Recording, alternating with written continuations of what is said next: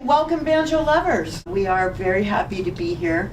MaryLou and I both have been playing old-time music for quite some time, and discovered a mutual love for the banjo and also for, the history and female banjo players in particular. So we're going to showcase just a few, really. The program is about an hour. We do encourage questions. Just raise your hand, but this is interactive in that way. In fact, we're even going to have you sing along on a couple. It's interesting that our presentation today kind of charts the development of recorded music in some ways.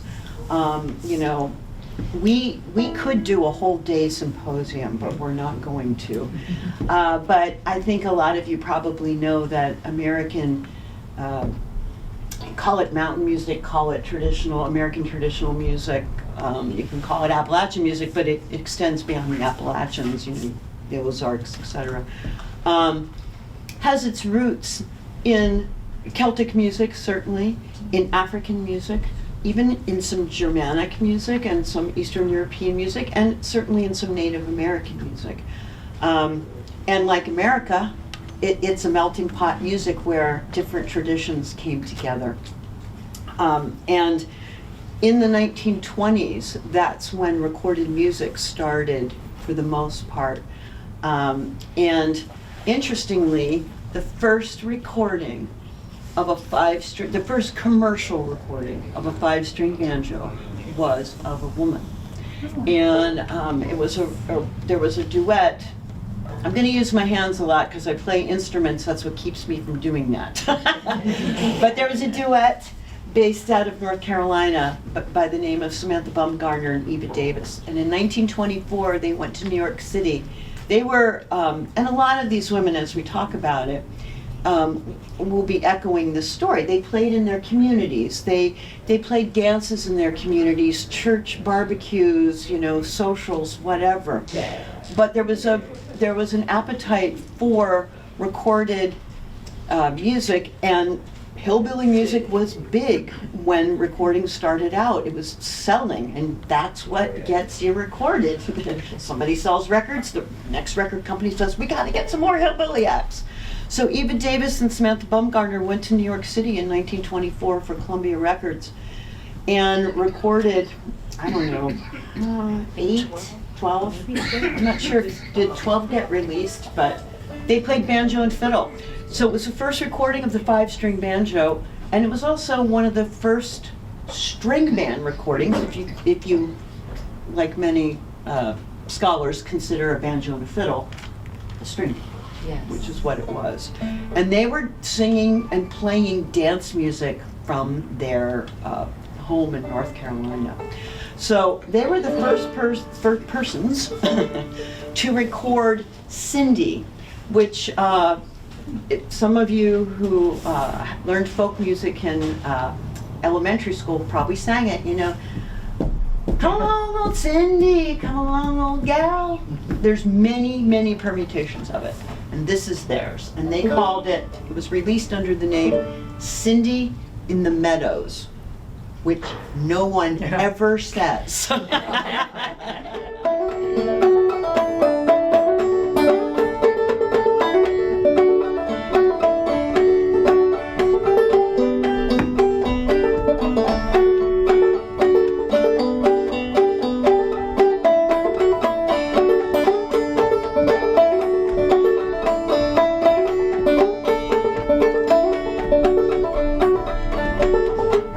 She loved me, she said she loved me some. Wrote her arm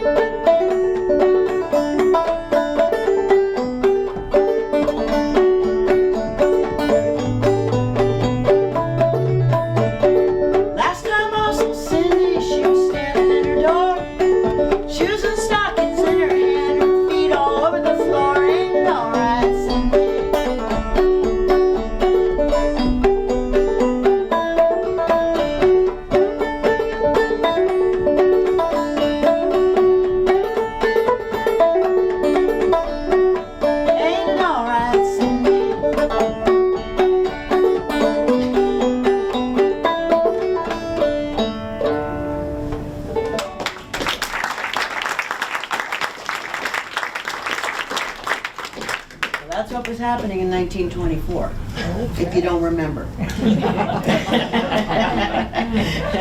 Hammons family were a huge influence on folk life in West Virginia.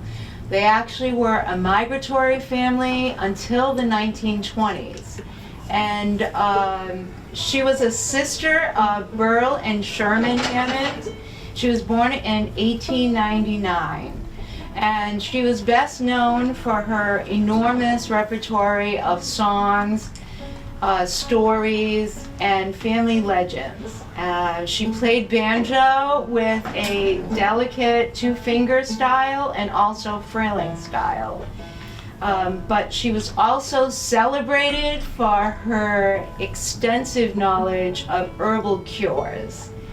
And so, well, you can imagine in those days, if you had a stomach ache, you didn't go to the nearest minute clinic. You know, you really depended on somebody in your community. You may not even have a doctor in town who might help you with whatever ails you. So she was really knowledgeable about that kind of thing. And yeah, so they had a huge influence. They were, her and 5 of her family members were all inducted into the West Virginia Music Hall of Fame in 2020.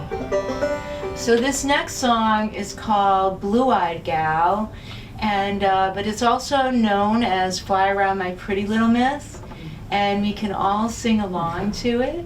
If you'll humor me.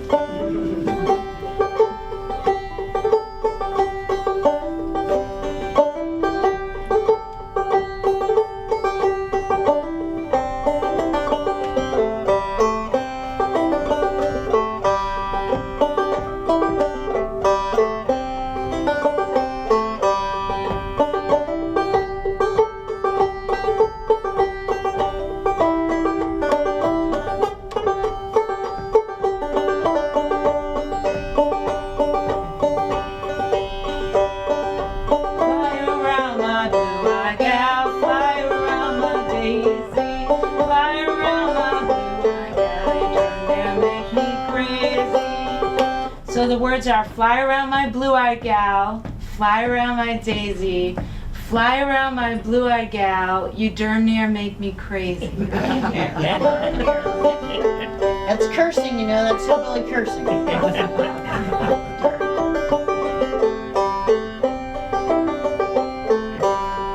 Why, if I had no horse to ride, I'd be out a-calling up and down this lonesome road, searching for my darling. Fly around my blue-eyed gal, fly around my daisy, fly around my blue-eyed gal, you darn near make me crazy.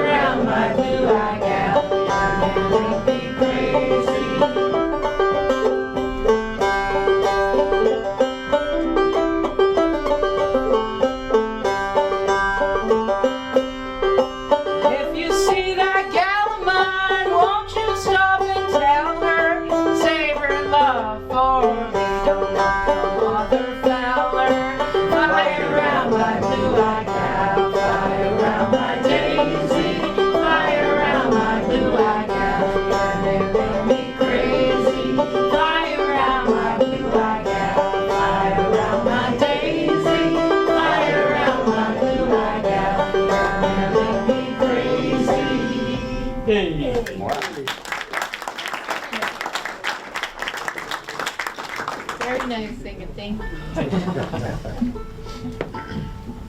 Yes, so you were playing a resonator banjo, now I'm going to play a resonator banjo too.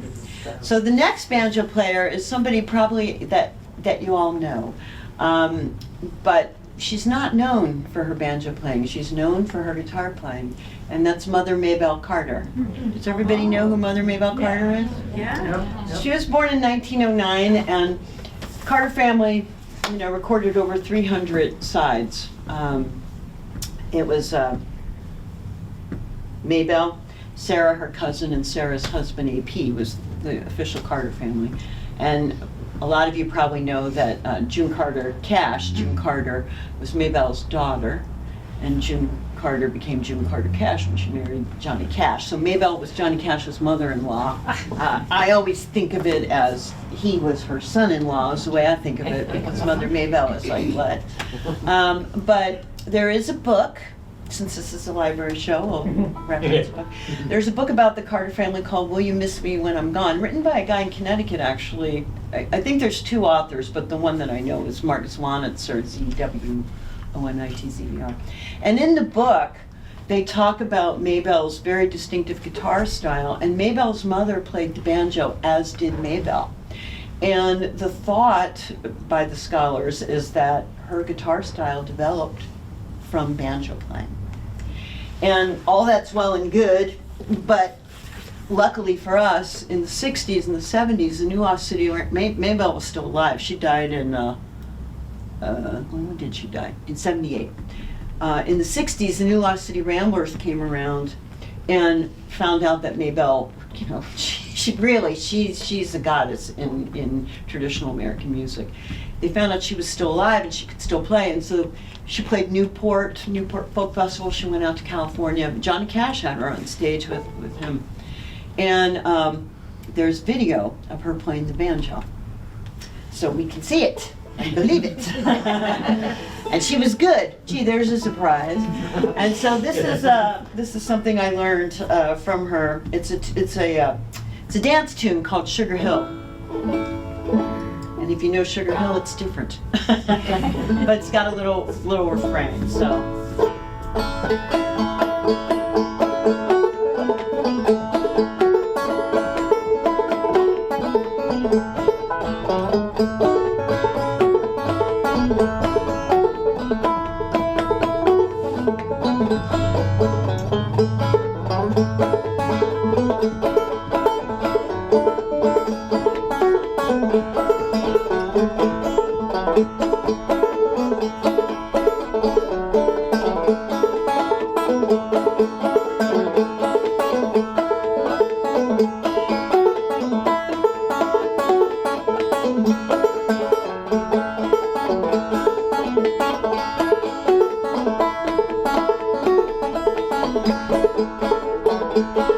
Wanna get your eyes knocked out if you wanna get your fill. Wanna have a big old time climb on Sugar Hill.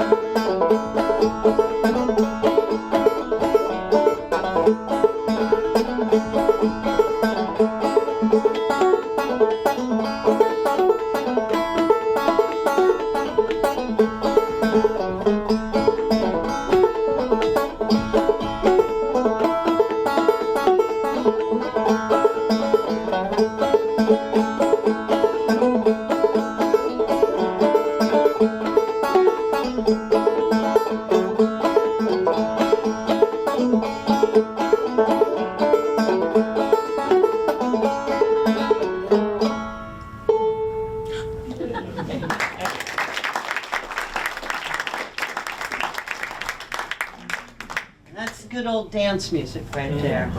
Good old dance music.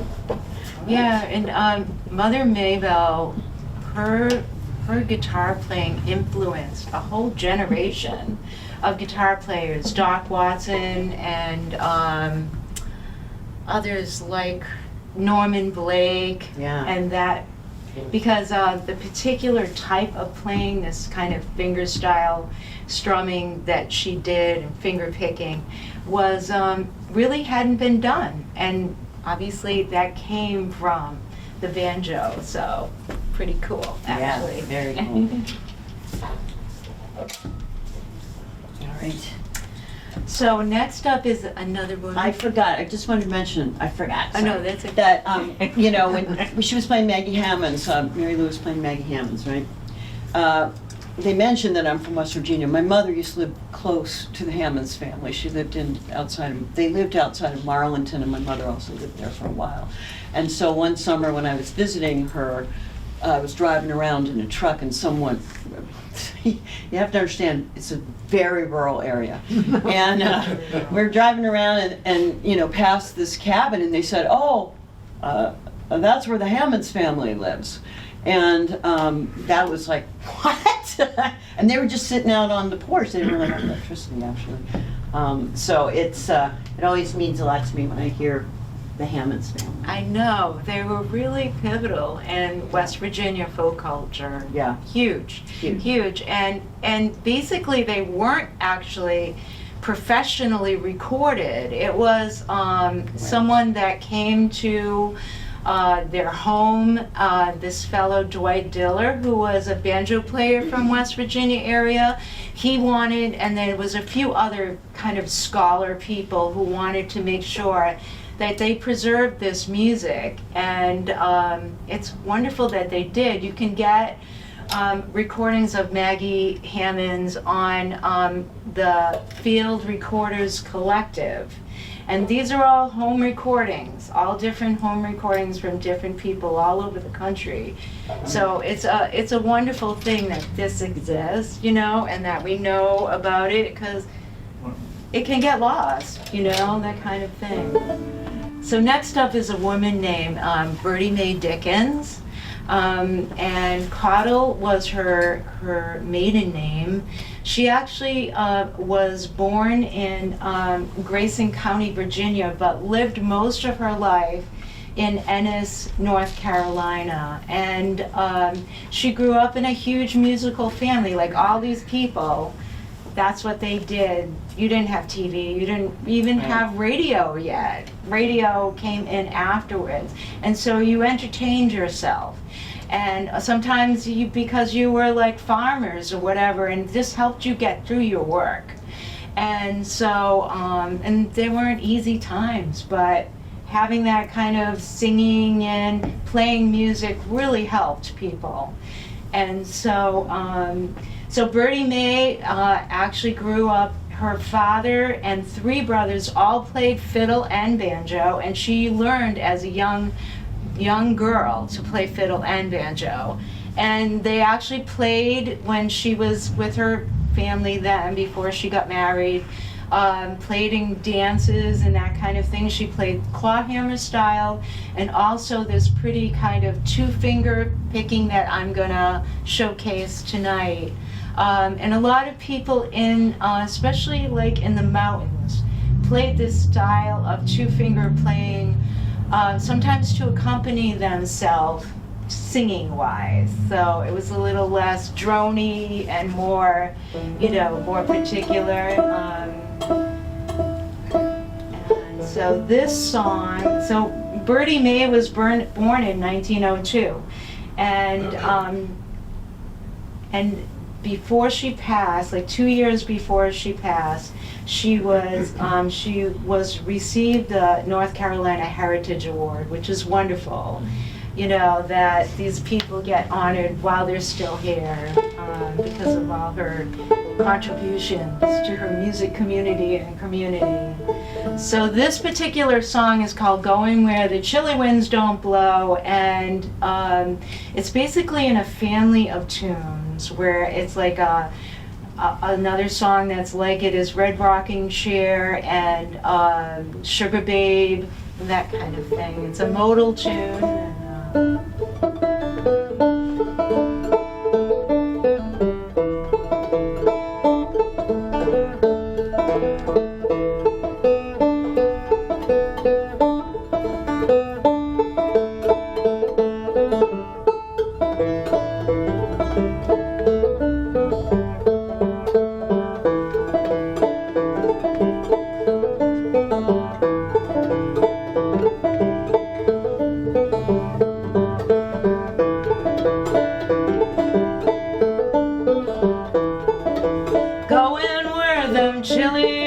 don't blow, Lord. Going where them chilly winds don't blow.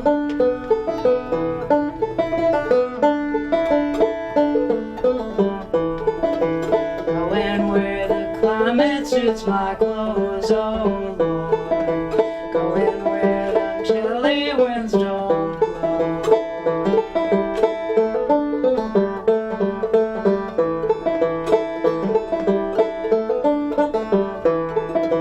Who'll rock the cradle? Who'll sing the song? Who'll rock that cradle when I'm gone?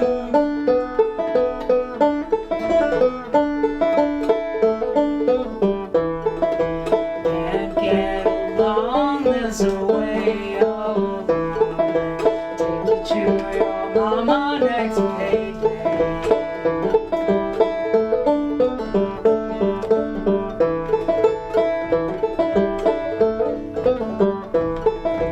Going down that line where the sun never shines. Feet on that cold ice and snow.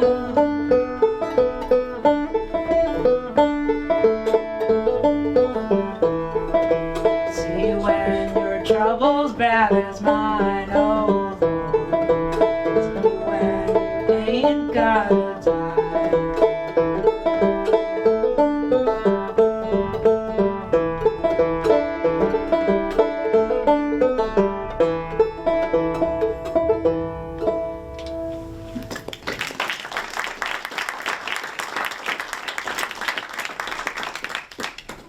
From the sublime to the less sublime. Yes. Well, our next banjo player, we're actually going to do, she merits more than one song, so we're going to do two of her numbers. But she's a woman who went by the stage name Cousin Emmy. Her real name was Cynthia May Carver, and she was born in Kentucky. And Cousin Emmy was the first really radio star female banjo player that you're like, is that a thing? She might have been the only female radio star banjo player. But she played banjo and fiddle, and in fact, in 1935, she won the national fiddle there was a national fiddle championship in the United States, and she won. She was the first woman to win that, Yeah. too, which was huge. And so she made a career, the radio made her a star. And she had a band called Cousin Emmy and her kinfolks, and you know, these radio shows, I mean, Carter Family, same thing. I mean, that's how the music got disseminated. That's how records got sold, is that you'd hear them on the radio and then you'd go out and buy the records. And she was enormously popular. And she was a consummate entertainer. So I'm going to do one of her songs. She was from Kentucky. This is a song called Bowling Green. It was one of her stalwart songs. And I wouldn't say it's a sing-along necessarily, but you can hear me sing Bowling Green multiple times. So if you feel like you want to sing Bowling Green with me, feel free. I'm going to have to sit up just a little bit. These banjos are heavy, by the way.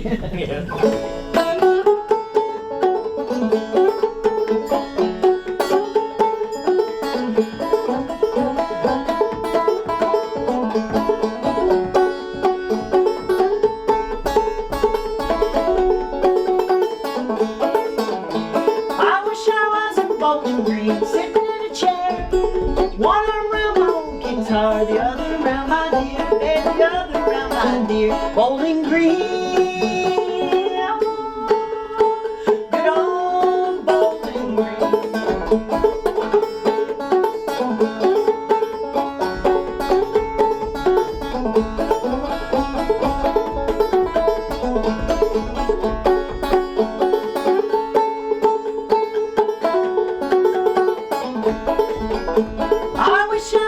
Bumblebee floating in the air. If you see that man of mine, touch him if you dare, baby, touch him if you dare. Bowling Green, good old Bowling Green.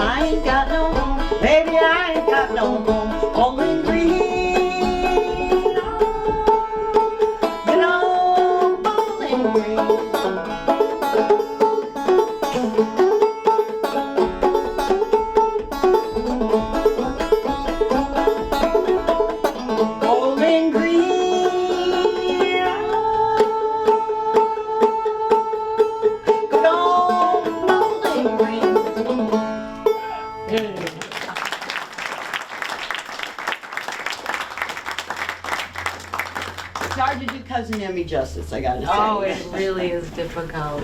She was incredible.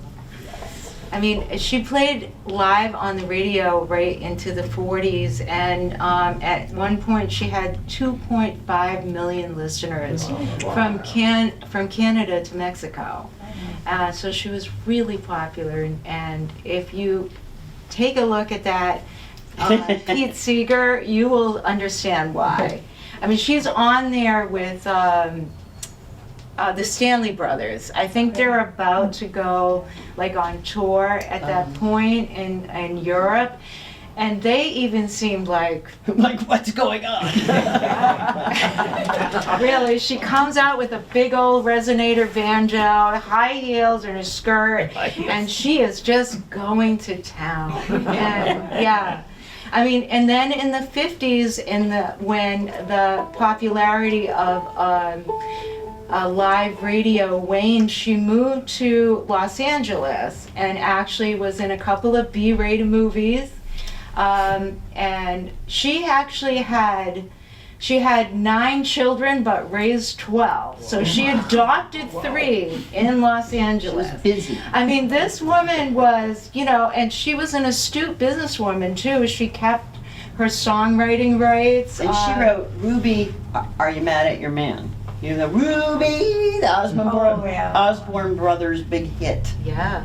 And Buck Owens actually recorded it again in 1971, and it hit the top 5. So, I mean, it's pretty amazing. I just feel like, wow, she was a mother, she was everything, She was a mother, she played the banjo, oh my God. It's just really wonderful. So the next song I'm going to do of hers, this is not a song she wrote, but she recorded. It's called Single Girl. Oh no, this is. I wish I was a single girl again.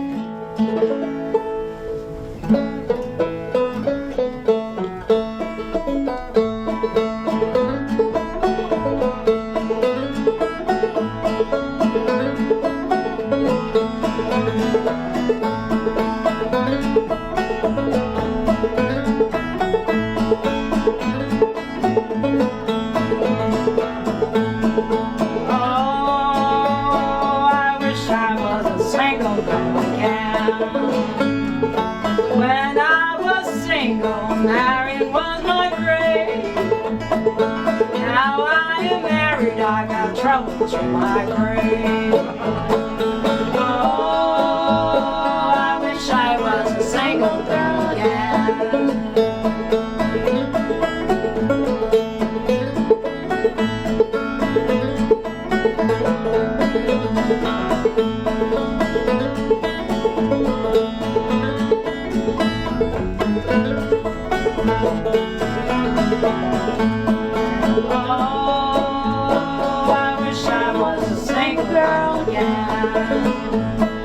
When I was single, my shoes they did squeak. Now I am married and my shoes they all bleed. Oh, I wish I was a single girl again.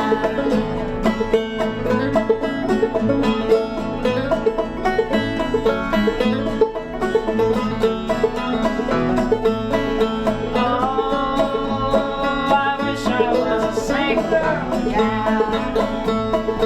When I was single, I dressed up so fine. Now I am married, I go back all the time. Oh, I wish I was a single girl again.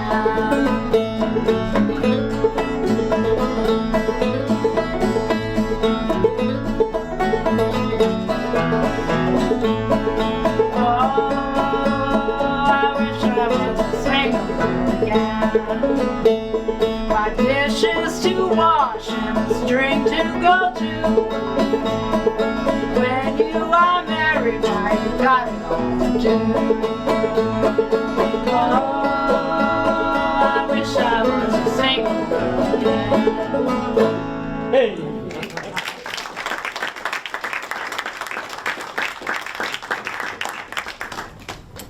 Yeah, there's something to be said about that. Like, Maggie Hammons never even owned a banjo. So. I'm going to play another dance tune. This comes from the playing of Matokie Slaughter, and I think MaryLou knows a little bit more about her than I do. I've met her. There's three women that we're going to play tunes by today, and this is the first of the three that I, in my life, met. And it, as you can see, it influenced me. But Matokie Slaughter lived in Western North Carolina and was a player in her community and was recorded. She played a lot with Alice Gerrard in the 80s and the 90s, and just was a real had a real driving style, different than Cousin Emmy, but Yeah. but every bit isn't the Yes, attack. she was a force, too, but in a different way. And so I just really liked this tune. The tune is Buffalo Gals, Buffalo Gals, which come out tonight. But Matokie, and I haven't talked to Alice about this, like where did she just had this different version that nobody else played, and it's different melodic notes, but you'll hear the Buffalo Gals part, but it's spooky. It's spooky. That's all I can say. I could go into the music part of it, but we'll just leave it at spooky.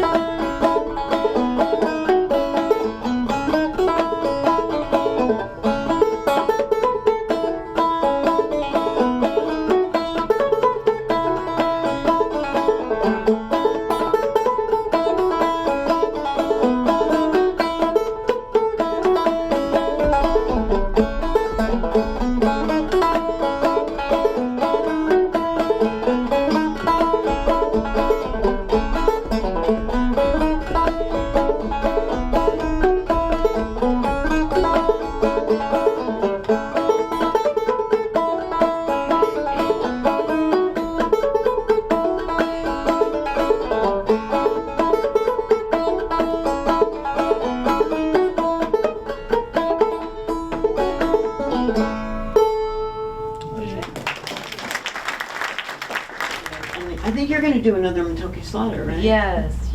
And this one too, as well. It's a song that she recorded as Georgie, and basically it's a song that's called Baby-O, and she's actually playing it in the key of D, where if you know anything about this particular tune, most fiddlers and old-time musicians play this in the key of A. And it's different too. Again, it's a different kind of thing, so a lot of these people were really influenced by their community. You know, it was before before radio. Like Matokie was on the radio in the 1940s and appeared with her sister Virgie. They performed a lot in those days, and performed at local conventions and that kind of thing. But before that, you just basically had what was around you, and that was your influence. So there were all these different pockets of the way people played a particular tune, and they might be the same song, but it sounded a lot different. It's in a different key, that kind of thing. Right. And radio really changed that. Radio was really significant in changing that. Because suddenly the fiddler or banjo player in Tennessee could hear what somebody in North Carolina was playing. So all these really regional styles, even within a state, started to get a little more homogenized towards, a lot of fiddlers wanted to be Arthur Smith. Arthur Smith was this great fiddler on the radio, and they all learned. Where'd you learn that? Well, on the radio from Arthur Smith, not from the guy down the lane, from the radio. So it really changed the complexion of music. Yeah, it was really big. Okay, so.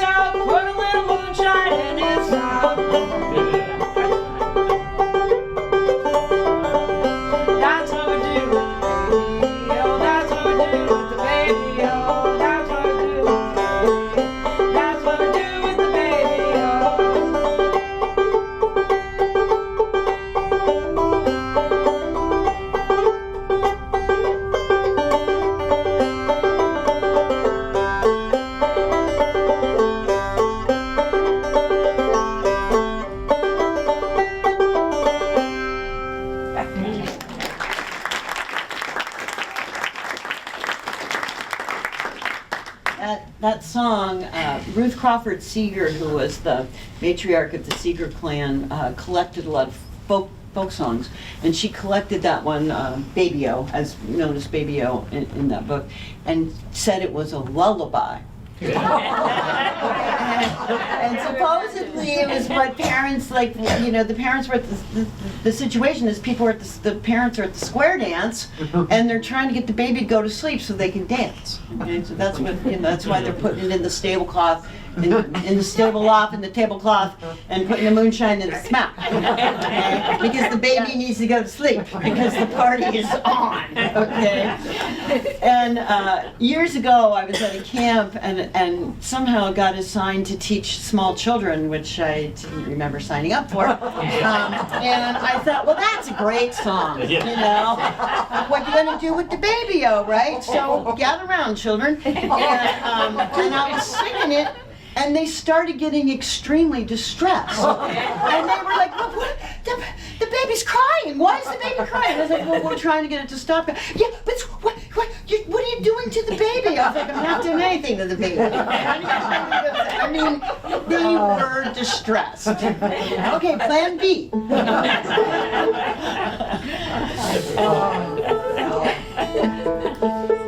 So this next banjo player, I'm not even going to say that much about her because there's a whole book. And her name was Ola Belle Reed. And she's a terrific banjo player and songwriter. And so I mentioned I'd met Matokie. I also saw Ola Belle when I was quite young, 14 was the first time. I might have been 13. She was from North Carolina. Big musical family again, you know. They moved up to Pennsylvania for jobs, and then we're in the DC area, Baltimore, and they ran a thing called the New River Ranch, and they used to have shows there.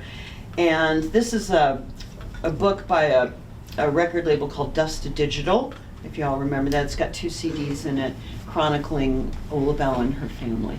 So I saw her play the banjo. Like I said, I was quite young. It was a concert, and I never looked back. I mean, I came home and I must have a banjo. I mean, that's all there is to it. Terrific songwriter, and her songs have been recorded by, you know, Del McCoury, Tim O'Brien, everybody. Just really a force. And banjo was her instrument. Banjo was her instrument. She played a big old resonator. Yeah. So I'm going to do a song that she recorded called I've Endured, or she wrote and recorded. And it's got a refrain too, I've endured, how long must one endure? And feel free to sing along.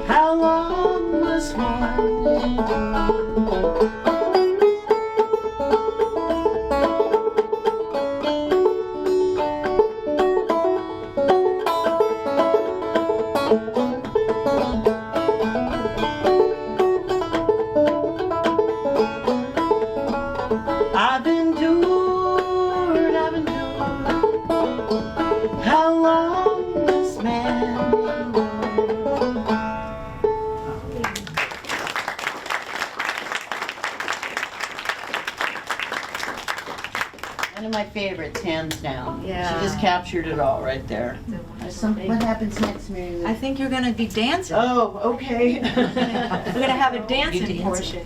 Okay, ready? So, Wow, that's loud. But then so is the banjo. Yes. And you're going to play Cluck Old Hen? Yes. Is that what you're going to play? Yes. So just a couple words about clogging, which is what I call this, because that's what it is. But it is a word that gets used a lot of different ways. You know, at the very start we talked about the African influence of the banjo, and that is well documented at this point in time. There are, you know, Bela Fleck has done a whole documentary about it, and as have other people, where they go to Africa and they start with this two-stringed instrument called the akanting, and that had a drone. You know, this thing about the banjo is the fifth string is a drone, if you didn't pick that up. So these are, oh, you're modal. And the other thing about old-time music, you know, this traditional music that makes it a little different from bluegrass on the banjo. Typically in bluegrass, they're on one tuning. MaryLou and I and most traditional banjo players play in a number of different tunings. There are many different tunings, Yeah. but usually there's like maybe three that get used the most. But we do change tunings, and that's different. So this drone is where it came from. You know, this akanting had a drone string and didn't have frets, of course. Frets are a modern, you know, they're made of metal. Back in the day, banjos didn't have frets, and certainly when they started out as being made from gourds, they were sticks in a gourd, with, you know, with cat gut. That was it. And what does that have to do with clogging? Well, this, like the banjo, also has African influence and Celtic influence. And the simplest way to show you that is that, you know, if you've seen Irish step dancing, well, that, I might have to go this way if I'm gonna Irish step. Right? I'm not an Irish step dancer, clearly. Okay, it's up. It's up on the toes, okay? African dance, and I'm definitely not an African dancer, but it's syncopated and it's rooted in the earth. And there's a lot of knee flexion. So these two dances, along with Native American dances and some other things, came together, and people heard the banjo and heard the music, and they melded the dance styles too. And of course, from that comes tap dancing. You know, so you know, if I was just on a porch somewhere dancing to a banjo, I definitely would not have taps on. Definitely. But for stage, I use them a lot. So MaryLou will play a song. I'm gonna do some traditional, sometimes called flat-footing, because, you know, clogging developed into teams. It's, you know, if you've seen square dance, anybody seen square dance clogging? So again, it's weird for me to be up like this. But when they would square dance, these clogging teams did that step while they square danced, okay? It was they did it, it's kind of like marching band or stepping, if you've ever seen stepping teams. It was just something they did to travel. That's not what I'm gonna do. I'm gonna do more steps that sort of augment or accompany the melody. Yeah. Yeah. You start off. Start with the simple.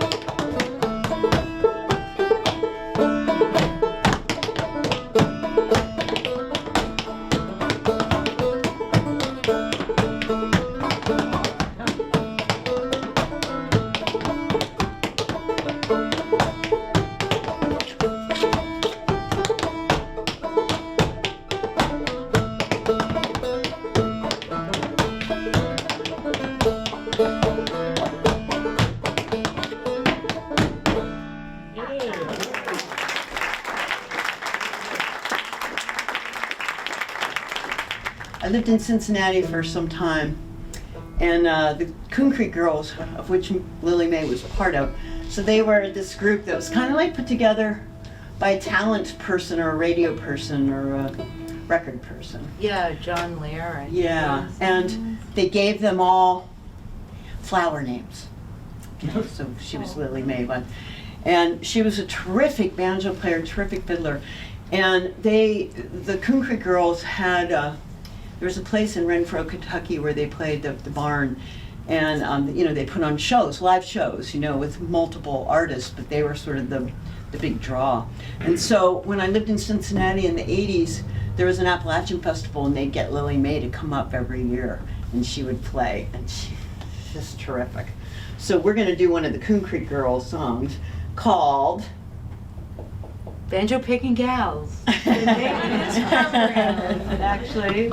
Some people call it Baby Mine. Yes. I'm going around the world, Baby Mine. So just give us a minute here to make sure I'm in tune. Yeah. I know you are. That's right. Good job, Banjo. I mean, I told somebody I was doing this and they said, oh, are you going to make jokes about female banjo players? Because most banjo shows have jokes. We've left them out. We don't think the banjo is a laughing matter.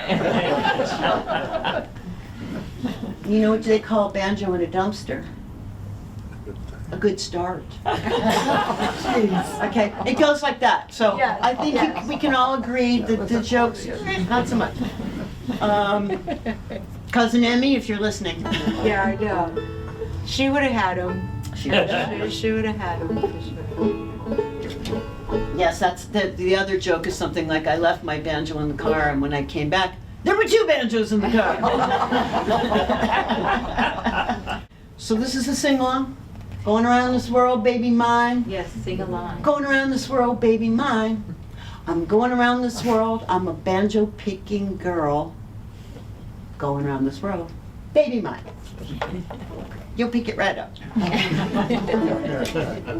Right? And we're going to go to a lot of places, and we don't know where that's going to be just yet. I will tell you that I wrote a Massachusetts verse. This does not come from the record, but since they were going so many places, I said, we need a Massachusetts verse. Thank you. You want me to start? Sure.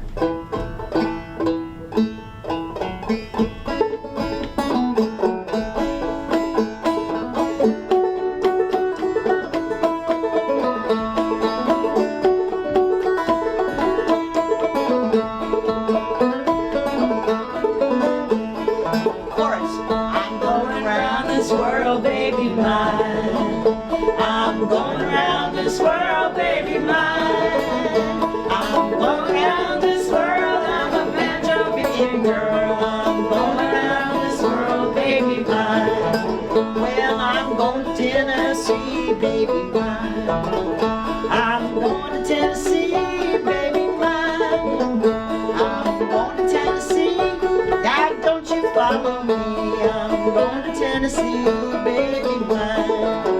And I'm going around this world, baby mine. I'm going around this world, baby mine. I'm going around this world, I'm a banjo picking girl. I'm going around this world, baby mine. I'm going to Arkansas, baby mine. I'm going to Arkansas, baby mine. I'm going to Arkansas, you stay here with my dog. I'm going to Arkansas, baby mine.